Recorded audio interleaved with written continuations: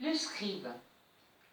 La vocation du lettré est d'effectuer une tâche en suivant un cheminement qu'il s'emploie à relater des faits réels ou des scènes imaginaires.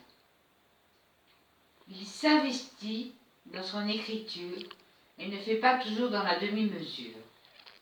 Il est un écolier d'un âge avancé. Faites-en donc un résumé.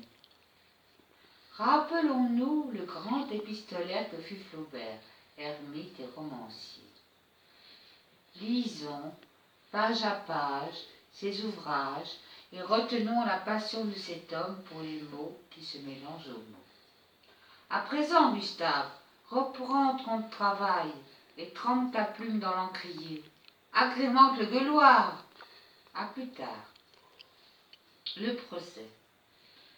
Dans le tribunal correctionnel, Flaubert, l'écrivain en sueur, défend son récit, Madame Bovary, devant un jury en proie à l'immoralité qu'incarne ce personnage qui n'est que le fruit de l'imagination d'un auteur compulsif. Flaubert, votre Madame Bovary ne s'est pas assagie. Elle fait sa prière, mon ami. Vous vous moquez, j'ai du mépris pour l'adultère. J'en prends mon parti. J'en suis ravi, mais voyez votre affaire. Vous êtes sévère, je l'ai choisie pour ses envies. Elle n'est en aucun cas vulgaire. Vous aimez choquer, et de rude manière. Vous êtes à même de me déplaire. Un suicide, est-ce vraiment un délit? Vous poussez les femmes au drame. Vos lectures conduisent les dames dans la démesure. C'est une offense à la bienséance. Je vous en prie, je n'ai fait qu'écrire un livre. Cet ouvrage est un déni. Vous serez condamné pour outrage aux bonnes mœurs. Si c'est ainsi, je me repentis. Je vous dédicace mon œuvre. Lisez la préface. Moi, je m'efface pour mon impudeur. Il est l'heure.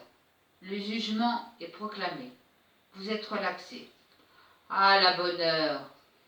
Sur ce, Flaubert rédigea d'autres histoires, comme Salammbô, l'éducation sentimentale, la tentation de Saint-Antoine, Bouvard et Pécuchet, les trois contes, un cœur saint. C'est aussi le créateur du dictionnaire des idées reçues. Voici un aperçu de notre conteur reclus.